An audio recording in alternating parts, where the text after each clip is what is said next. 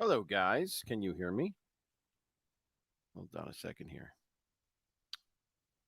I think I wanted to play for you guys my new intro that I came up with, and you guys let me know what you think about it. So here goes.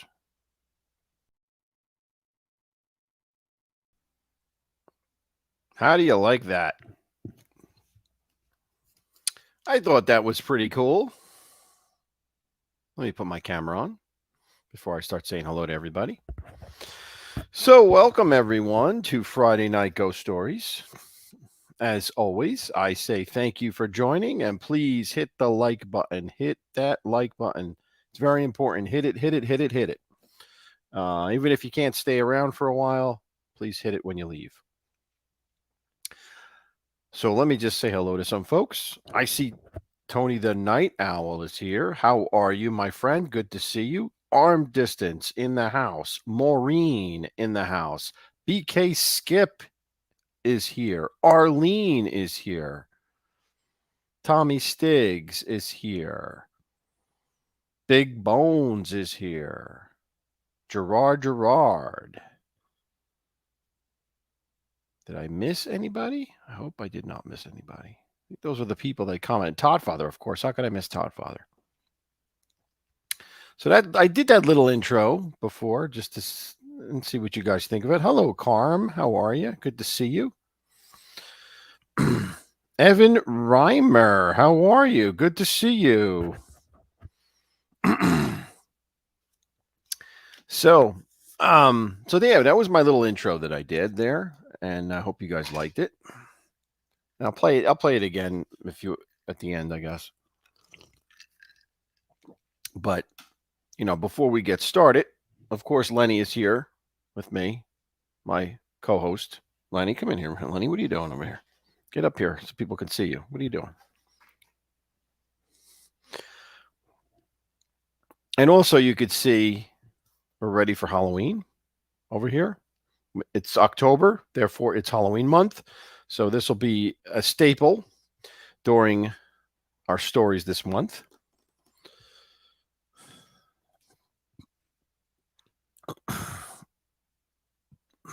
Excuse me.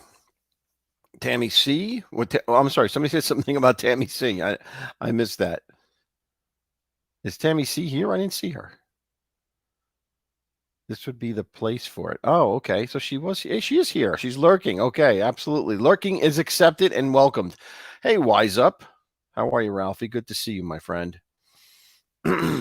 So tonight, before we get started, of course, we're going to do our usual routine. We have to light our candles. We can't have a story without candles. So we'll do that first. My various candles here. And tonight's story, I think, is pretty cool. I think you're going to like it.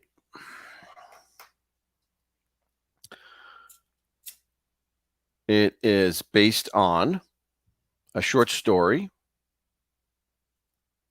by an author by the name of John Rawson Speer.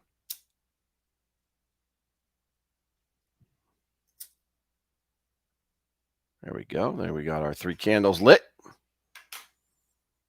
We don't want to burn ourselves, though. We got to be careful we don't do that, right? Right, Lenny?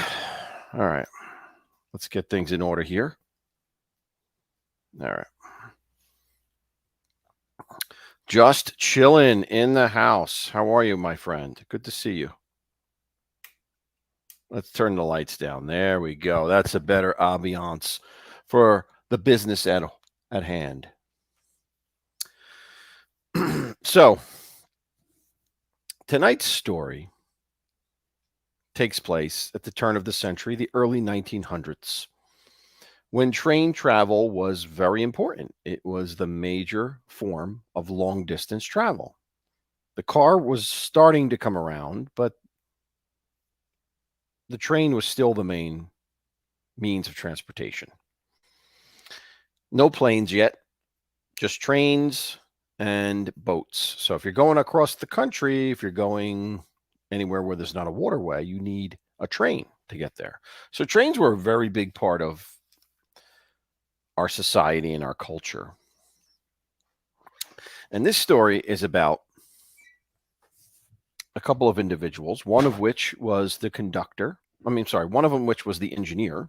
And before we do it, let's talk about some of the people in this story. You're going to hear an engineer, and you're going to hear something called a fireman. And a fireman is not a fireman like we know that puts out fire. A fireman was somebody who would shovel the coal into the engine to make it go. So you had your engineer who was on the throttle and the brake, making the train go. And then you had the fireman who would be, a ways back in the engine, shoveling coal in there to keep that bad boy pumping with steam. So our story tonight is about an engineer and a fireman. Now, the engineer's name was William. The fireman's name was Steve. And they had worked together for about 6 years. Let me just take a drink here before I really get into things. And everything was fine. It was quite a good, successful relationship. They kept the trains going on time. They enjoyed each other's company. Perfect for the time. Until one October night, one cold, dark October night, which our story starts. And Steve and William were taking their train on their normal route. When suddenly Steve, who's the fireman, he's doing his job, putting coal in, he suddenly realizes that the train is going at a very high rate of speed, and it's not slowing down, and it seems to be increasing and going faster and faster. Now, this is unheard of because they have a time schedule to keep, and they knew, and Steve knew that they were not off time, not off schedule. So why would this be happening? Well, this quote asked. So obviously he decided to look into this and see what was going on. So he went up from where his position was, where he was pumping the coal in, to the seat of the engineer. And what he sees is the engineer is basically hovering down in the corner of his area like this, really with such a look of fear on his face. And he also notices that the throttle is pulled forward fully, which means the train is going as fast as it possibly can. So Steve sees this going on and immediately feels he has to do something. He has to try to stop this train. So he rushes to the front to get to the throttle. And just as he does, William, who was sitting cowering in the corner, stands up, picks a shovel up, and hammers him over the head. Well, the last thing that Stephen saw was blood dribbling from the cut in his head as he went unconscious from the blow. And the train continued on its way. Now, it was about 15 minutes that Stephen was out.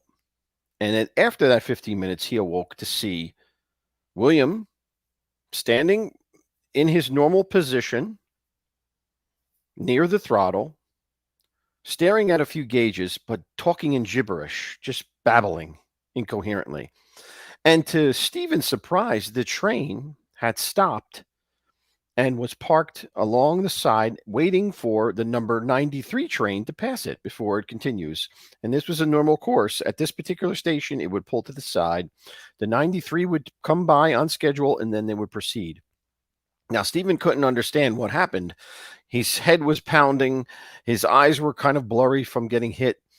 And so he gets up, gets all of his gumption together to get up, go over to William, and try to see what's going on. Why is William in this state of what he was in? And when he gets there, when Stephen gets to William just looks at him in a fog, babbling, Nate Carlson. Well, it was obvious to Stephen that William had lost it. William had had some type of breakdown. He was completely out of his senses, and he had no choice but to call an ambulance and come and get him. And he did just that. The ambulance came, and two men came, grabbed him, put him in the car, and took him off to the local mental hospital for examination. So Stephen went about his, as this went on, Stephen went about his way, and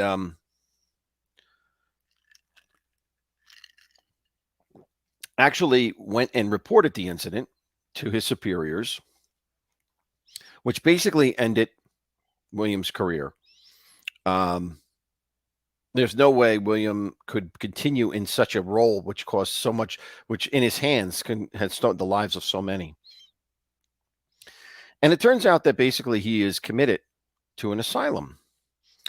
And Stephen, being his friend for 6 years, feeling kind of guilty for going and reporting this incident that eventually got William committed to an asylum, decides to go and see him in the asylum to see how he's doing.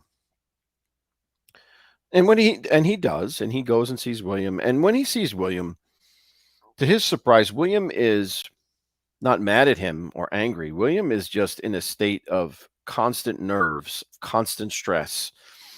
And Stephen tries to calm him down during his visit and says to William, calm down, please calm down. I just have one question for you. How did the train stop? I need to know how the train stopped. Thank God it did, but how did it stop? Well, William looked at him straight in the eyes and said, Nate Carlson stopped that train. Now, Stephen knew the name Nate Carlson. It had been a name that preceded his time. But he didn't know much more than that. All he knew was that Nate was a person that worked as an engineer on the railroad and hadn't been there in over 10 years. So at that point, Stephen says to William, what do you mean, Nate Carlson? There was no one else there but you and I. Nate Carlson was there. Nate Carlson's spirit was there. Nate Carlson's ghost stopped at that train. And William, as he said this, he gets more overwrought and starts to shake and shiver. And the nurse comes over and tells Stephen, don't upset him. Don't upset him. So Stephen takes William's hand and says, please don't talk about it. If it's going to upset you, don't talk about it. I don't want to upset you. I just came to visit you to see how you're doing. I hope you're doing better.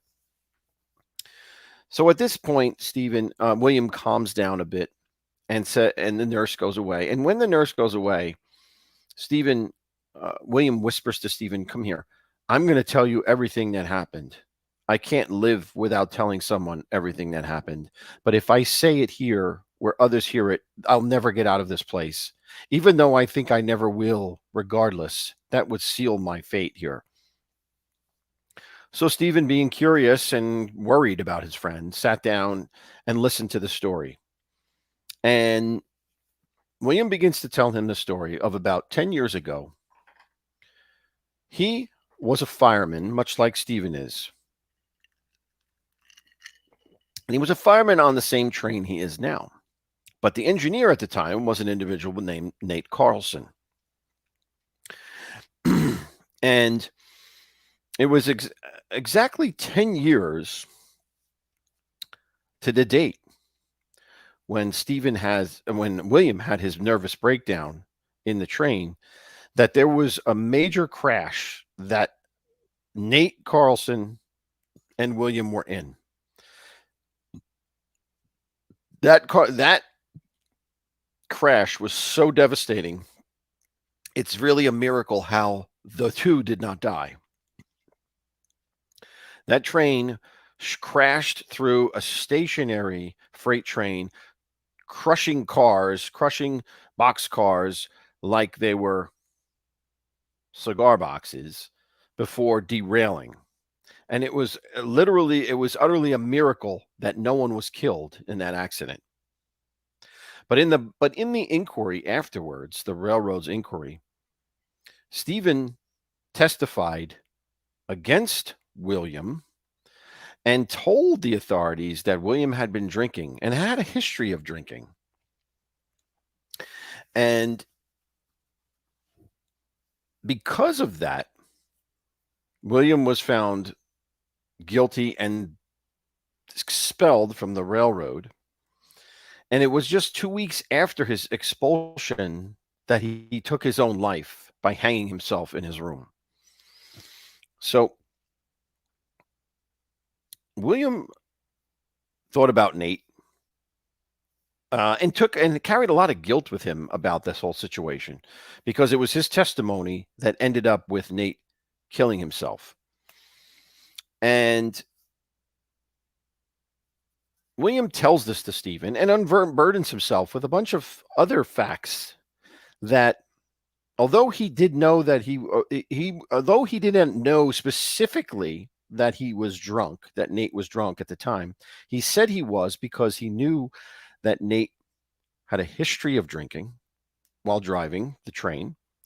And also, Nate had a habit of taking this sterling silver pocket watch with him, and he would hang it up just outside next to the throttle whenever he started his shift. And that night, when Nate came in to start the shift, he bumbled and failed to put the watch on the hook that it normally was on. And to William knew that to him, that was an indication that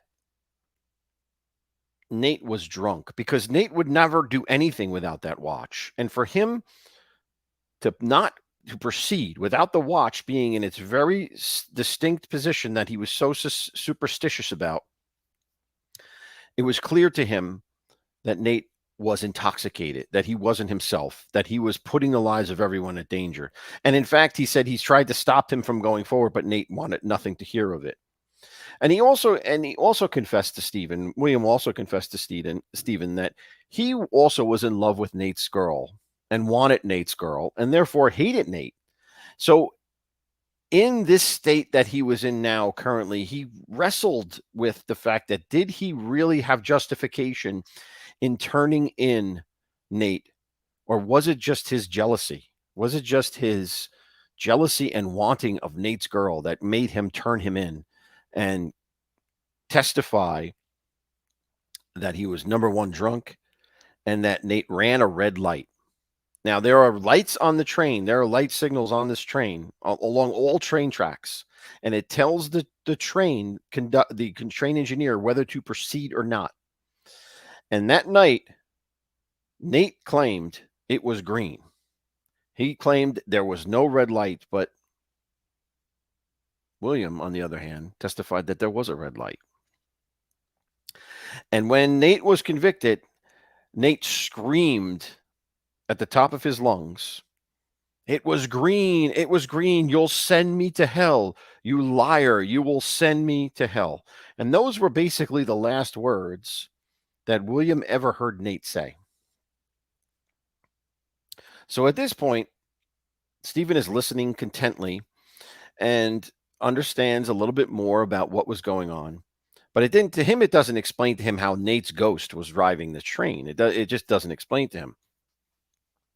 So William goes on and tells the rest of his story. And the rest of his story, he says, it was basically 2 weeks before this particular incident of his breakdown, that he began to see Nate in the rail yards, that he would, in the fog, amongst the fog and the train steam, he would see Nate walking towards him, never really making contact with him, but just leering at him through the fog, that it would send a chill up and down his spine. And at the beginning, William thought this was his imagination. It was something that maybe his guilt coming to get him, but he shrugged it off as a joke. What is this? Nate's ghost? It can't be. Well, 2 days later, it happened again. Only this time, the figure in the mist came closer to him. And this time he saw a clear picture of Nate, and distinctly he saw the swinging of the sterling silver pocket watch, which Nate always had with him, swinging it and swinging it. Well, on that second day, William tried to clear his eyes and panicked and actually ran out to actually try to confront his fears. And at that point, Nate turned, or what he believed was Nate, turned and vanished into the fog and mist. And then it was the third day before the accident when William was preparing the train for its normal route and checking the gauges. He heard over his shoulder a whisper out of and a cold wind with this whisper, and it said, "It was green. It was green. It was green." 3 times, "It was green." Well, William jumped up and looked behind him and saw nothing. There was nothing there. But he proceeded and tried to get his faculties and proceeded to go again and check the gauges. And then it was the final night before the accident or the incident when Nate appeared in full form in front of William and said, "Tomorrow I am coming for my train. Tomorrow I will be on the throttle." Now, William at this point was distraught from these sightings. No one would believe him. And he dared not tell everyone, only those that he trusted. And he never told Stephen because he never wanted to bring Stephen into this. He had thought he thought of Stephen as a friend and didn't want to burden him with this. So the night of the incident comes and they get in the train and all is normal. And he begins to proceed on his route. And this takes us to the position at the beginning of the story, the point at the beginning of the story, when the train is going 70 or 80 miles an hour. And William explains what happened at that particular time. Nate appeared right in front of him in full blood, full lifelike blood and guts, and said to him, "I'm taking over the train," and pushed him aside. And it was at that particular time that Stephen saw William cowering in the corner, afraid to move, because what he saw was Nate with his pocket watch, hanging up his pocket watch and taking the throttle and pulling it and pushing it forward full force as the train went go. And he describes Nate talking to him and laughing and saying, "Ha ha ha, tonight we go to hell. Tonight this train goes to hell. It was green, but you lied. You said it was red. Well, tonight it'll all be green. I'm going to drive this train until there's a red light, and when that red light comes, we're going through it, and I'm taking you and everyone on this train to hell with me." Now, you can imagine the panic in William as he sees this. He thinks of not only his own safety, he thinks of the safety of everyone on that train. The train was filled with normal passengers at the particular time. And what about Stephen's life as well? So it was at that particular point that William, as frightened as he was, felt he had to do something. He had to stop Nate from driving this train into doomsday. And he got all of his energy and all his adrenaline up, and got up and tried to attack Nate, what he thought was Nate, and went forward. And at that particular time, he picked up a shovel and swung the shovel at Nate. Now, little did he know that the shovel went through Nate, or the image or the ghost of Nate, and hit Stephen directly on the head and knocked him out. So this is the story that he tells Stephen this. Now, Stephen is baffled by this, and of course, Philly truly believes that this is a part of his psychosis, that this is something that happened because this poor man is breaking down, and none of this could possibly be real, but it has to be this poor man's psychosis speaking loudly to him. So he tells Stephen, relax. He tells William, please relax, calm down. And he says, but I want to ask you one little thing, though. If one particular point, if Nate wanted to crash the train, if Nate wanted to bring you and everyone with us to hell, why was the train and how did the train stop? Why would he stop the train? Why, when I woke up, the train was safely stopped and waiting for the 93 to pass? Well, William was kind of baffled by this and thought for a second and said, well, my only guess could be that he had inflicted his revenge on me and couldn't bear to take the innocent lives of everyone else on that train. He had thoroughly destroyed me and my career, as he said I destroyed his life, and he just wanted to put aside and save these people rather than kill them needlessly. He wasn't a bad person. I hated him only because I wanted his girl. He wasn't a bad person at all. So to me, it makes sense that he would not destroy the train after inflicting his revenge on me. So Stephen thought about, Stephen thought about it for a second and said, okay, I get it. I understand.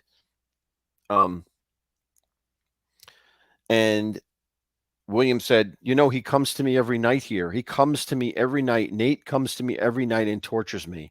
He will be torturing me till the day I die. I am in hell on earth now. If there was anything I could do to get out of this, I would. Now, William calmed him down the best he could. Stephen calmed William down the best he could and went and told the nurse what he had, the part about Nate constantly visiting him, and asked her to put him on a suicide watch because he didn't know what he could possibly do. So the nurse thanked him and sent him on his way. And so William, leaving the hospital, decided something came to him as he was leaving the hospital. He said, for that train to have stopped at that station, there had to be orders signed in the logbook.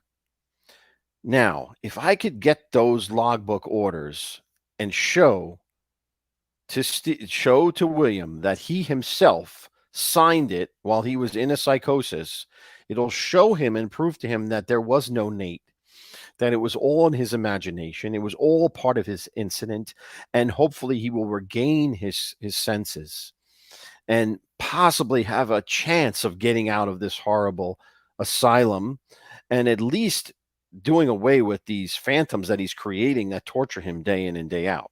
So William made his way back to the railroad yard and into the same old train, which was parked to where it was. And he went to look for the logbook, and he opened the logbook and flipped the pages to get to the page get to the date when the incident happened. And he went down it line by line, looking at the signatures for each stop that occurred. And it was William, it was William. And then suddenly he stopped. And what he saw sent a chill through his spine.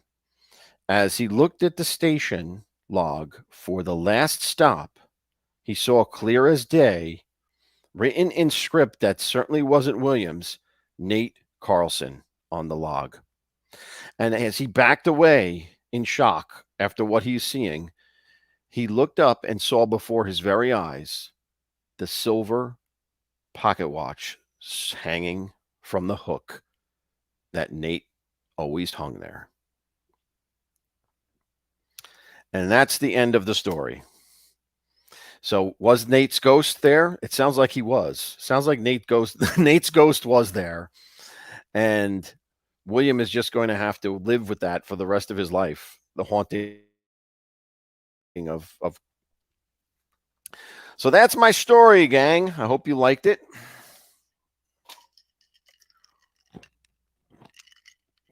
I want to say hello to folks I didn't see yet. So let me see. TT Rod, how are you, TT? Good to see you.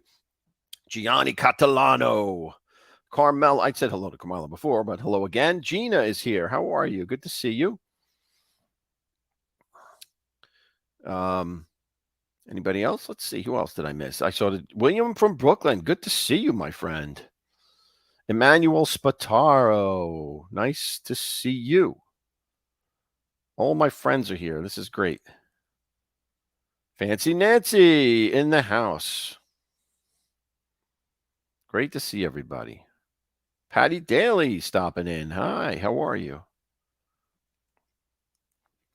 Well, I missed a lot of folks as I was telling the story. But I'm glad you're all here. I'm glad to see each and every one of you.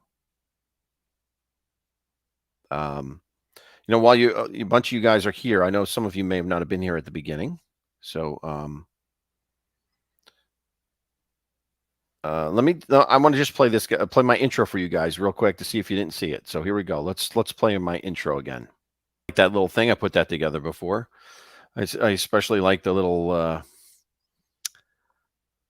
thing at the end there where I turn into a zombie. That was pretty cool.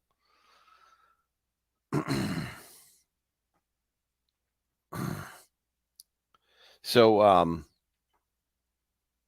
how's everyone doing this evening? I hope everyone is doing well. It's still kind of warm out. It's not cold enough for me yet. Hopefully this weekend things are going to change and it'll get a little bit cooler.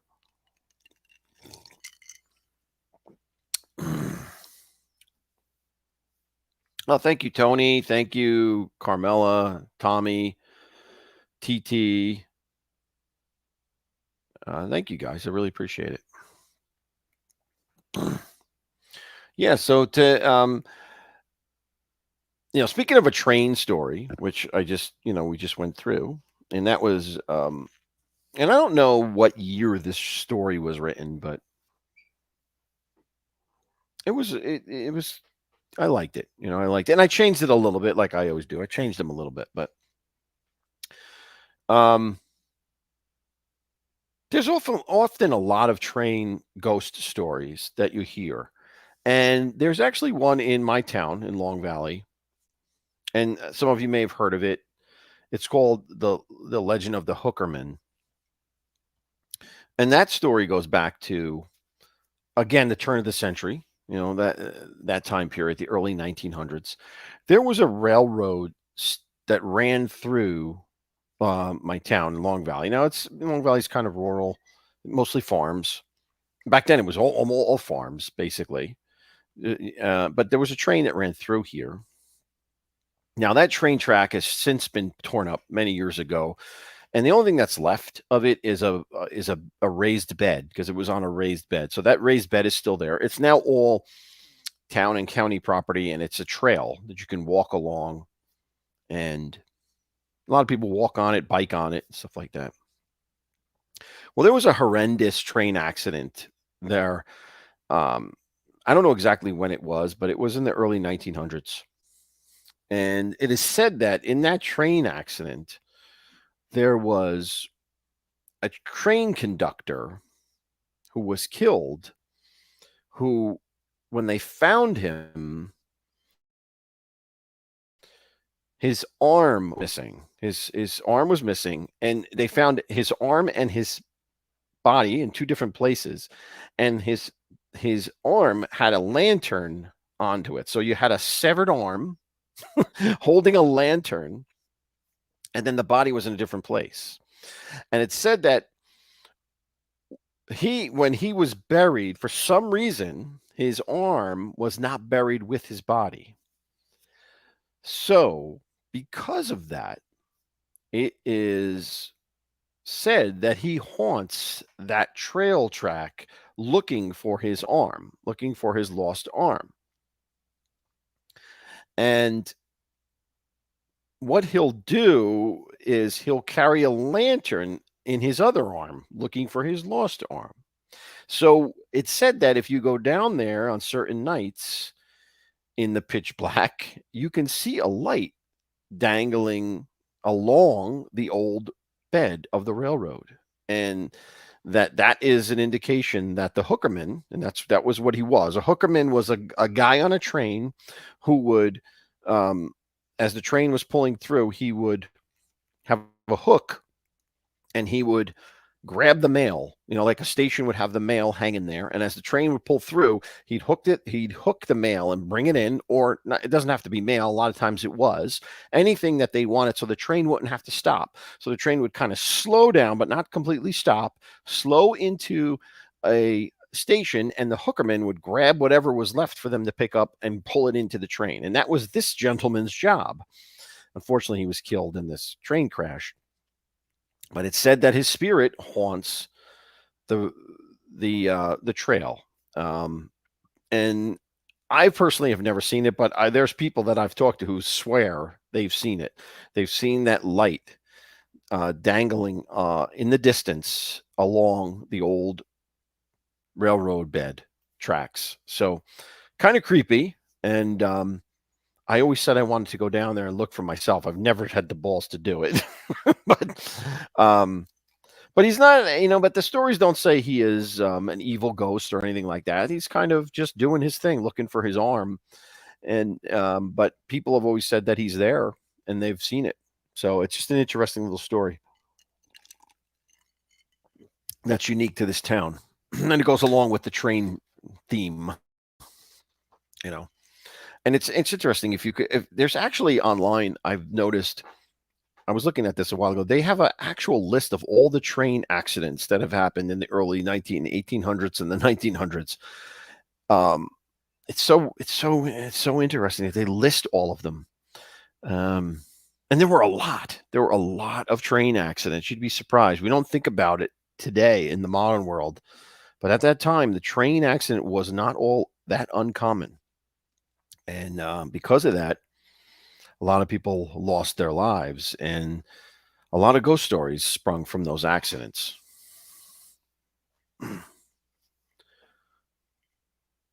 Hi, Patty. Oh, Patty, what are you talking about here? Oh, the old canal. I've heard about the old canal in Nutley. Yes. Yep. I've heard that it's supposed to be haunted. I believe that there is supposedly a stool in there that no one will sit in, because that stool is haunted by the spirit of someone. And if you sit in that chair or sit in that stool, that bad things will happen to you. So it's always left alone. No one sits on the stool by the bar. I think that was the story that I heard about the old Canal Inn.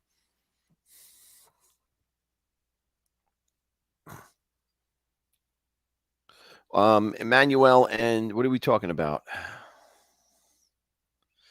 It's up for sale. I'm not going to buy it. I'm not going to buy it, Patty. No way. Let's see.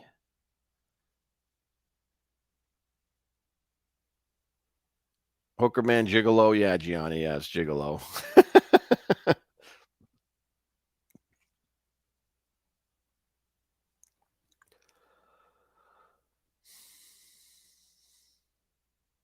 The Legend of the Hookerman. Exactly. Yep.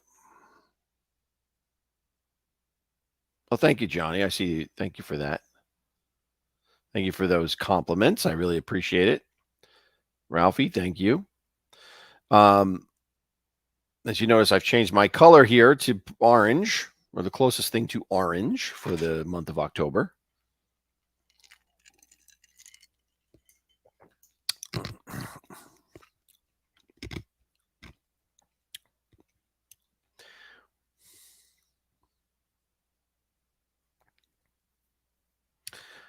Gianni, it's called the Old Inn, or the old, what is it? The old something or other, million or whatever it is. But it's not a really an old.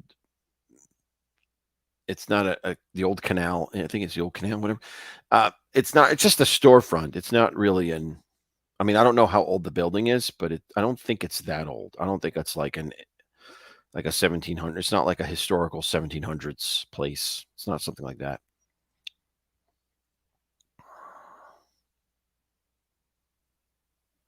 Gina, you lived here. How did you not hear about the Hookerman? I don't understand you. How could you have missed that? It actually goes all the way down to Califon, where you were. Like the trail of the old railroad goes all the way down there. And it was a railroad that connected ultimately, it would go through Califon and connect ultimately in Highbridge, where there's still a railroad down in Highbridge in Hunterdon County. So that's where the old track would take you. There, it's right in the valley, Gina. It's right in the valley. The tracks aren't there anymore. The tracks are torn up. But the bed, the raised bed that the tracks were on, is still there. It goes right along the right for part of it at least. It's adjacent to the South Branch River. It's goes right along with the river there. So if you walk along the trail, you're right near that. You see the river at different parts as you walk along the trail.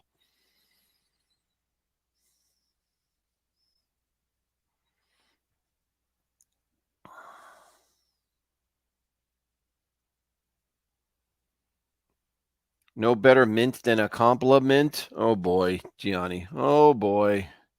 Oh boy. That could go along with copalit. Copalit. So Lenny here. Lenny, what did you think, bud?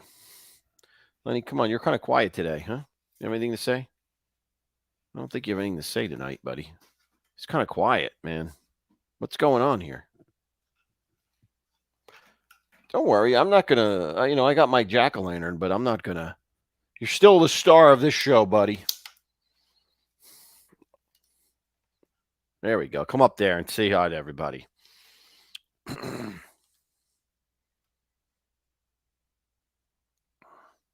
Yeah, I don't know, Gina. I don't know how you missed that.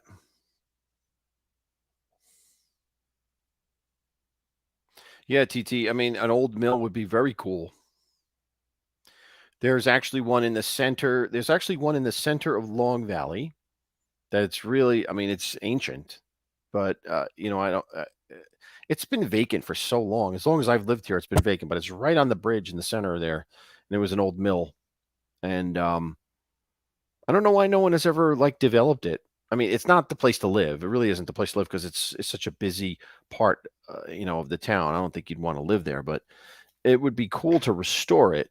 Every now and then they'll put a new roof on it or something like that, but it's not something that you can go in and watch, or tour or anything like that.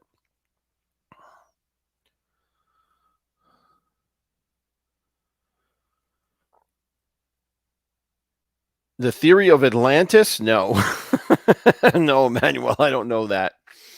That's from In Search of. You can ask Leonard Nimoy that one.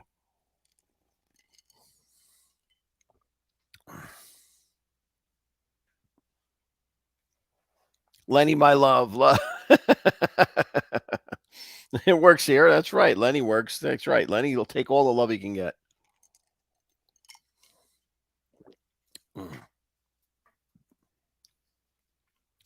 I don't know if Todd Father's still here. Todd Father said he would want to come up. If he could, if he wanted to, he can come up. I don't know if he's still around, but I will I'll put the link here in case he feels like coming up. Or for that matter, if anyone wants to come up and tell a story, or tell me about a ghost encounter you might have, I'll be happy to let you on. I'd love to hear it. As long as it's not a troll, as long as we don't have one of my trolls coming up, which is kind of weird that I'd have a troll. Come on, that's pretty silly.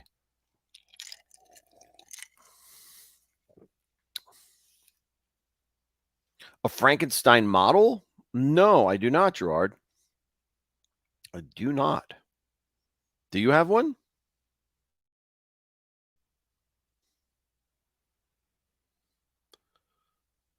How about a Georgia Guidestones? Have you ever read up on them? Yeah, I don't. They're kind of dumb. Those things. I've heard about them. And didn't somebody blow them up or something? Which I'm glad they did because I don't agree with what they said. But yeah, I heard about that. It's nonsense.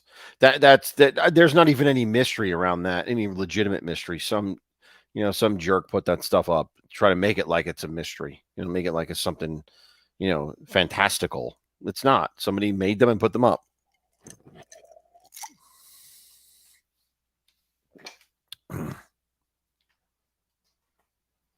You had one years back, Troy? Yeah, I think I may have had one when I was a kid, where you'd have those monsters. I remember having the Wolfman. I had like a Wolfman that you model that you put together. I don't know if I had Frankenstein though. I tell you what, I love the old movies. Those movies were great. The Frankenstein movies are so good. If you ever go back and watch them, they're so good. And they're made, it's, 1930, 1931. I mean, it's crazy. 32. TMC plays them. They'll be playing them this month, but they're so good. I just love watching them.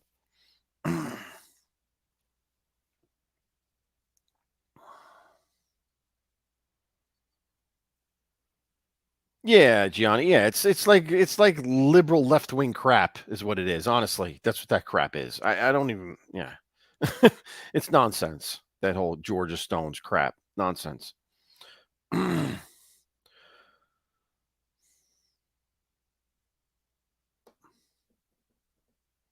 Yeah, so I mean, I would, if anybody can catch them, those old Frankenstein movies, they're just great. They're just darn good movies, man.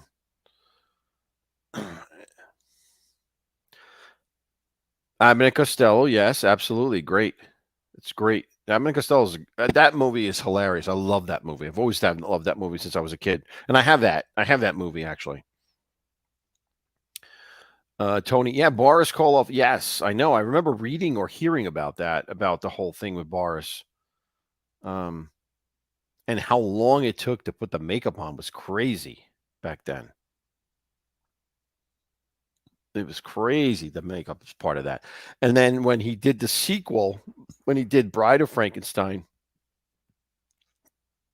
that was the first time the monster talks. And because he didn't talk in the first one at all. And Boris was very upset that he didn't fight that, because he thought from a artistic standpoint, the monster should have never spoken, and he didn't want him to speak, but he didn't really fight Whalen on that. Hello. In the spirit of Halloween, I put Michael Myers up. There you go, Michael Myers. That's right. How you doing? Pretty good. I was in bed all day. Oh, well, there you go. That's a good thing. Yeah, caught up on some rest. It was good. Nice. It was a good story. You think of the story? Did you like it? Yeah, me and the wifey were partaking in your story for sure. Oh, cool. It's like our Friday night thing if I'm not out working. So Well, yeah. I mean, listen, it doesn't cost any money. yeah, right. It's you can sit back and relax. So why not? Yeah, for sure. And there's really nothing good on TV anymore. So Yeah, I don't know. Hollywood's terrible. They don't even make anything good anymore. well, aren't they supposed to? Or they're on strike, right? Something like The that. writers, yeah, the writers are on strike. Yeah, Okay. yeah. I think they still are. I think they still are on strike. But Yeah. whatever. It's no loss. Let's put it that way. Yeah, well, you know what? Kick up the ALV because he's saving us all about $100 bill if we were to go see the movie. So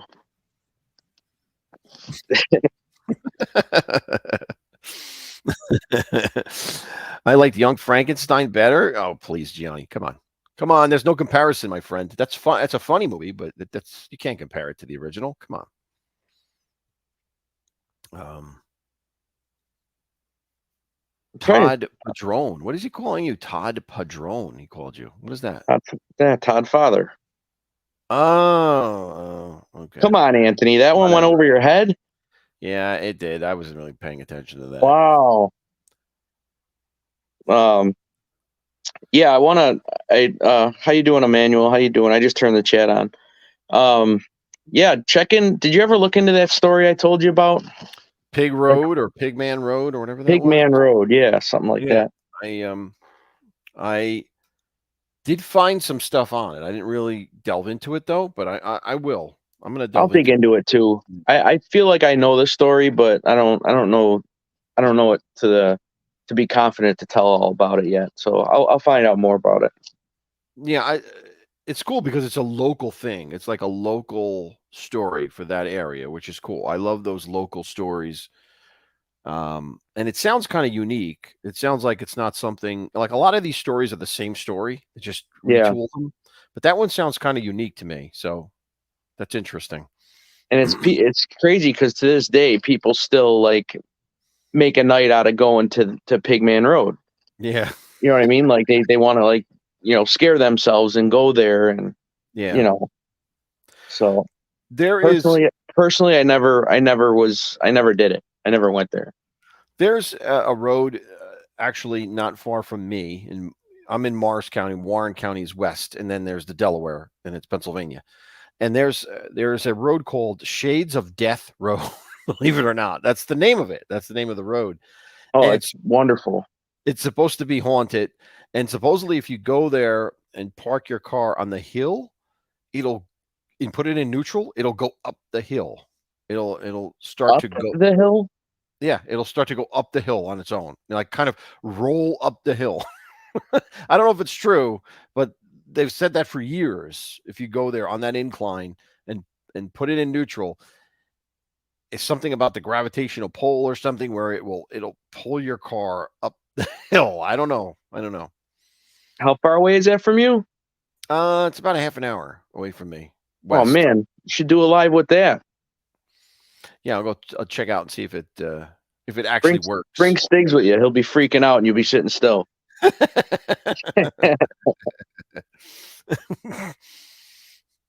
Tony says, "Oh, we have one of those roads." Tony the Night Owl says we have one of those roads. Yeah, I guess that's I guess it's like a common legend. Wow. Yeah, I would have to try that. Yeah, I mean it goes around. I know it goes around a lake and such, and there's like the other thing that's really bizarre about it is if you get out of the car there and walk, like you'll get swarmed on by mosquitoes. Now I know it's a lake, so there should be mosquitoes, but supposedly there's an enormous amount of mosquitoes that kind of swarm on you if you come out. Really? So I don't know. Yeah, if you guys want, if you guys want to check out what I was talking about, if you type in Pigman Road in Angola, New York. Mm-hmm. That's where it's located. So there are stories and documentaries and stuff like that about it. So, but I would definitely love to hear your spin on it. You know what I mean? Yeah. Yeah. No, I love to hear that too. But yeah, other than that, I don't really know of really any scary stories. There was a place when I was a kid that everyone used to go to called Monk's Castle, and it was an old monastery. And, we used to go there and screw around, try to get into the place and stuff like that. But I mean, I don't even know if it's still there, but it's closer to Stiggs than it is to me now. It was in Essex County. There's also a, like an old, I don't know if Deendu's around, but the old Buffalo train station. I heard stories about that too, but okay.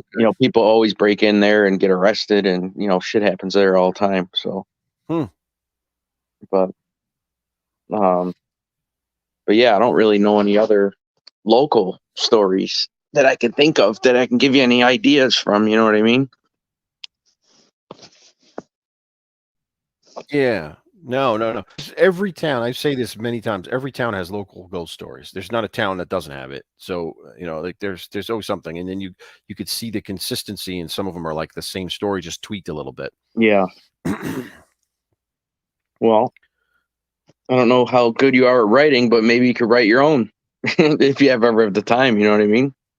Yeah. I mean, I've thought about it. I actually have thought about it. I actually started writing one years ago and, kind of stopped, but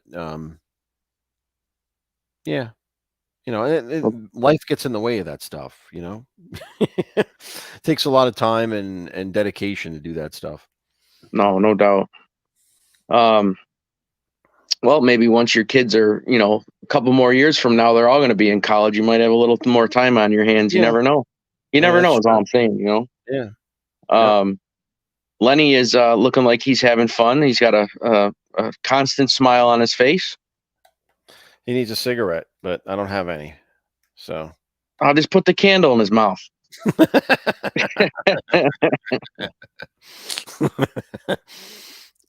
Yeah, there's no Thindo tonight. I'm disappointed. Where the hell is he? Come on, Thindo, where are you?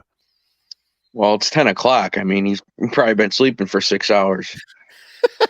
He doesn't have stamina anymore. He can't stay up. Oh man, I when I talked to you earlier, I took my kids to school, and I went home. I fell right to sleep, and a spam call. I didn't turn my ringer off, and that's like usually like the first thing I do. And a spam call woke me up, and I could not fall back asleep. Oh, that's brutal. And I probably got, if I had to guess, I probably got to bed around like, I don't know, back to bed at like noon. Mm-hmm. And then next thing you know, it was like 5:30. My wife's like, "You gonna get up?" I'm like, I don't have any concept of time. I sleep during the day. Like I don't know. I don't know what time. You could have told me it was 10 o'clock at night. I would have never known. Right. So right. Yeah. So now I'll be up till about 4 or 5. So we'll see. I just cracked open a beverage and see where the night goes. Hold on, we have a visitor. Hold on. Oh, cool. Ralph. Very good story. Very good intro. Thank you. I like it. Very good. Yeah, you're getting better. All right, that's good to hear. Yes, you're getting better. I want to know if you're going to ever do the white lady story. That's what I want to know. That's yours, buddy. I don't. I can't seem to find any information on her. Really? Yeah, I mean, the information that they give out is very, very small. Mm-hmm. You know, it's very, very small. But I would like to do the story of her. You know, because it's it's here in New Jersey, here in Brunswick Park, and you know, it's. But they just don't give out enough information. Yeah. These ghost stories are your thing. Yeah, I get it. It's just that that was like you brought it up, and I figured I did. Yeah, I did. You lived close to it too. I mean, like you grew up there, so. Well, I was there when it happened. Yeah. Right. I think it happened in 1927. I think it was. Salute, Ralph. Salute. You know. So, oh boy. Hey, Ralph. Yeah. The rain picked up again. Just letting you know. Oh, please. I tell you can't make that stuff up if you try. You just can't. And you know that when you go back to listen to that, when you go listen to the replay, it's even funnier for some reason or another. I don't know why. Oh yeah. I honestly listened to that 5 times after that show, and I was just laughing each time. I was laughing each time. Yeah, no, I went back and listened to it quite often. Quite often. Like I said, you can't make this stuff. You cannot. I don't know how we do that stuff in the mornings. I really don't. I don't know how I have the energy or the my brain functions at that point. I don't know how we do it either, Todd. You're right. I don't know. It's spontaneous. That's what makes it great. Yeah. Well, it's amazing because I'm still sleeping usually, and then I hear it's like I'm summoned. Like I hear my name being used in vain, so I wake up and I say, "Oh, I better get on there before I get ripped to shreds." Yes. Well, I texted you. I know you today. You texted me. Yes. I said, "Where are you?" And you write sleeping. You texted him. You texted him and asked him where he was. While I was live, I said, "Where are you?" And he writes back, "Sleeping." Text sleeping. Yeah. And then Anthony's wife got me good. Yeah. Yes. She embarrassed. She got me all I was embarrassed. That was funny. You know, Dean and Stiggs were talking about doing a funny show. You know the material that I'd have to go through to put pieces together of all the material that we had that's so funny. Oh yeah. Oh, no doubt. We have so much material. I mean, I was thinking about that this afternoon. Then we were talking about that. Oh yeah, definitely. There's we can make a whole show. I mean, we can do more than a whole show. We got so much material. It's just going through it and going through the shows and remembering what was funny. You know what happened. That would be great.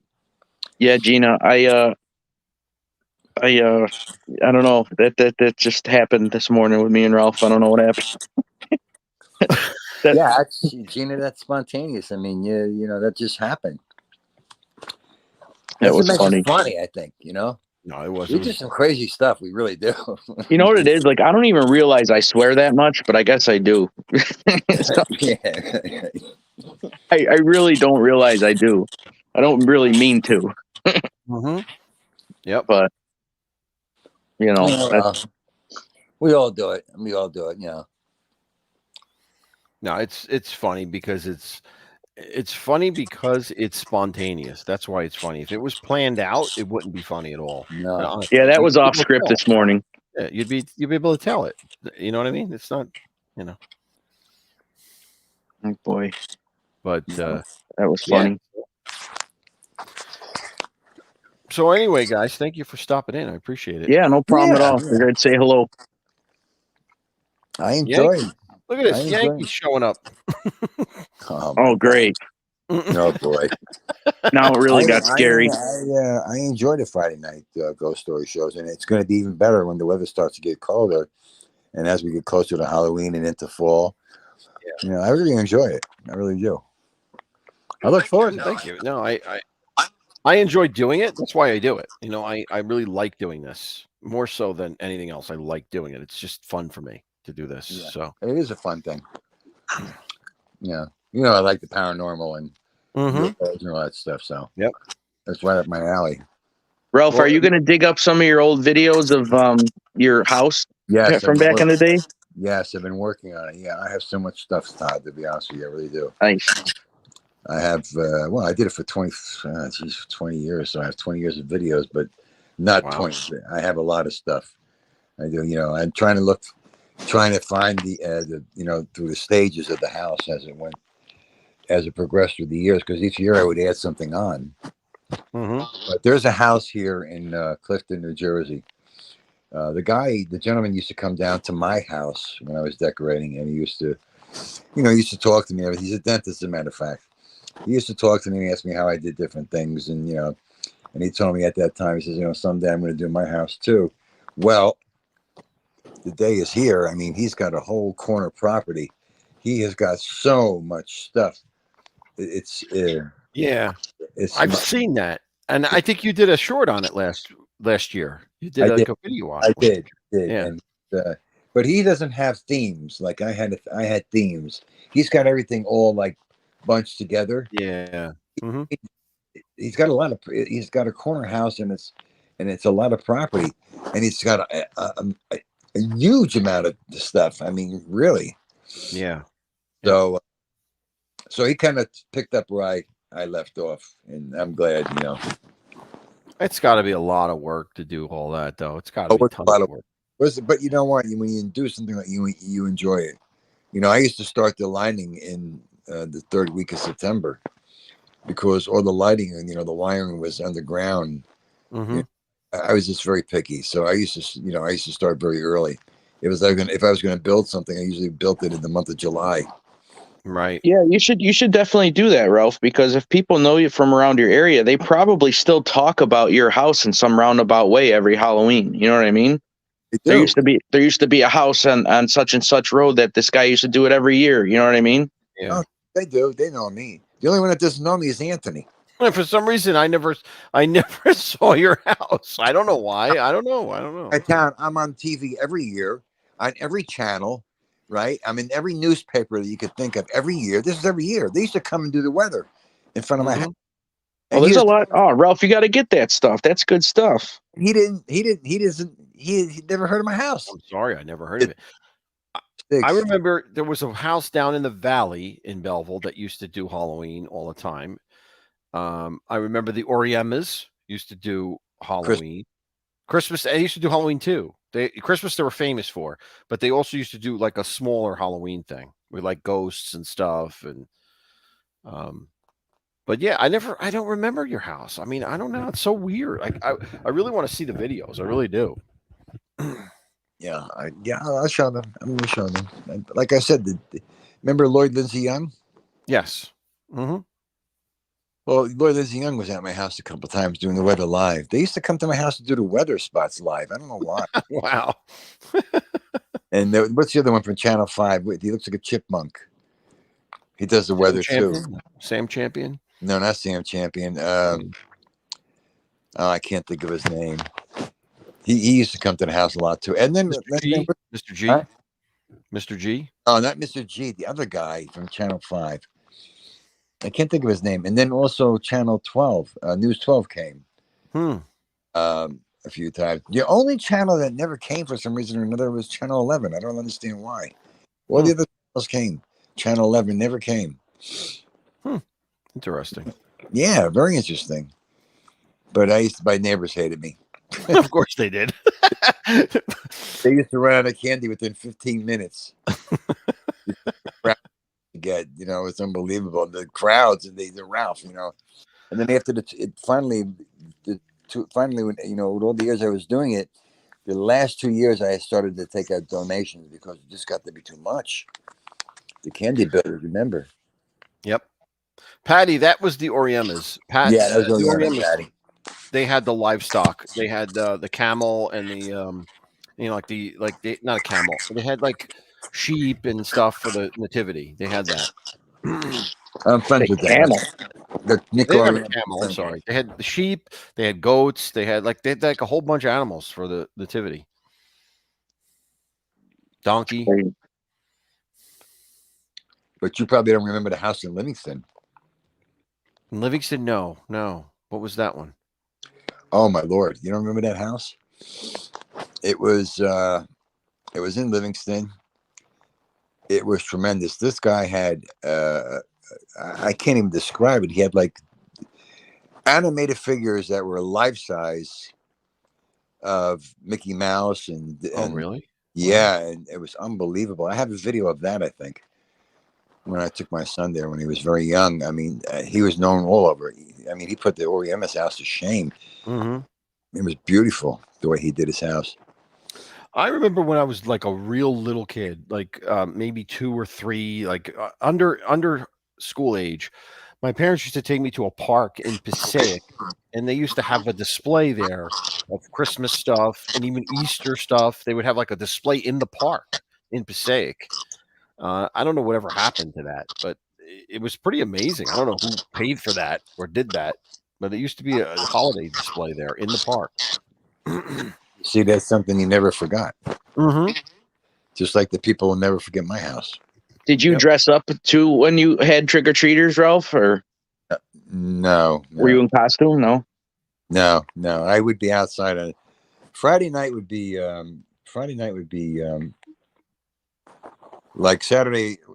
I'm trying to think of the nights now. Saturday night was couple night. Friday night was regular night. Family night. Night was family night. And I would be outside, and people, in the month of October, and just answering questions, and people would ask me all kinds of things. How I did this, how I did that. It took a bit of ingenuity to think of the ideas that I had to come up with to make these things. Oh, sure, absolutely. Yeah. But on a shoestring budget. Yeah. On a shoestring budget, but it worked out well. I used to get dressed as a like a skeleton. In my old house, we used to get tons of kids. Like we used to get like 300 kids. So I used to get dressed up like a skeleton and hand out candy in my old house. Here, I get like 5 kids if I'm lucky, because it's like there. It was like in town. It was like the area where they were the closest. The houses were the closest together. So everybody from the town went there and trick or treated, and like there were like 3/4 acres, half acres. Like here, it's 3 acres. Nobody comes. They're too lazy. The kids are too lazy to come here. Yeah, we don't get anybody. Anthony, we don't get any kids here. I remember my sister took me trick or treating one night, and we went up on this porch, and there was a scarecrow there, and it was just some guy. I mean, he sold it well. Yeah. Yeah. And man, he jumped up. That's great. And I still have like nightmares from it. Oh my God. I mean, he had the straw sticking out of his sleeves and his pant legs, and he looked all, just clumpy and, just looked, like a homemade scarecrow, but it was actually a guy in a freaking, in his costume. And man, he got us both bad. Yeah, it's fun to get scared. Ugh. Yeah, there was a guy here that used to do something similar to that when my kids were little. I remember that. Like that takes dedication, man. You got to sit there the whole time. You're going to sit out there the whole time and not move until somebody comes near you, and then jump up on them. Yeah, there's a guy in my old neighborhood. He would dress up like Gene Simmons from Kiss. Oh yeah. He was probably about 6'7". He was gigantic and dressed up as Kiss. He was wow. I mean, my kids didn't know who he was, but the adults knew. Yeah. But he put on a nice little show every year too. So Tony the Night Owl had her brother scaring the crap out of kids. She had him dressed as a wolf man, and none of the little kids would approach. Oh, she must not have had any candy, so that's the way to keep them away, right? Yeah, dressed up her brother. Oh man. Kid I used to hate when I used to go trick or treating, and the people used to give me pennies and apples, and I wanted candy. I don't want pennies. I don't want apples. Oh God, I gotta. If I could figure out how to like disguise my son's face or whatever, he went as a whoopee cushion one year. All right, so he went as a whoopee cushion, and I had one of those fart machines. So I put the speaker in the whoopee cushion, so every time he went to the door, I had the remote on me. Mm-hmm. And so they'd either like trick or treat, they'd open the door and you know what I mean? Oh yeah, so I got video of that. I should post that. That's actually pretty funny. He got so mad at me. He was only like 9. And I kept every time him and his friends would go to the door, I'd hit the fart button. Mm-hmm. That's great. That's funny. I forgot all about that. Wow. But all right, ALV. Good times. All right, well, I'm gonna wrap it up, guys. Thank you for joining. I appreciate it. And we'll see you next time. Rock and roll, man. Have a good night, guys. All righty. We'll see you. All right, guys. I want to thank every one of you. Please hit the like button. I really appreciate it. I hope you enjoyed the story. I like telling it. I hope you like listening. And I hope you come back for more and spread the word from Lenny and my buddy Lenny and me that we're here to tell stories because we like doing it. And we're glad that you like them too. But I'm going to play my intro one more time as I go out because I like it. I like my intro. So I hope you do too. All right, here we go. Let's go.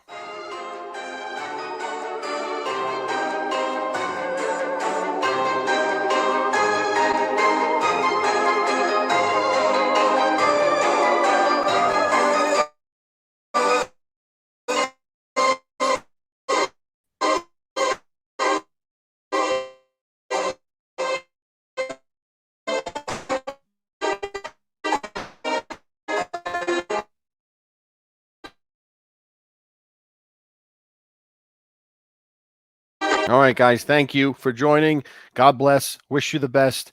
And we'll do our ceremonial blowing out of the candles as we close out. Have a blessed evening.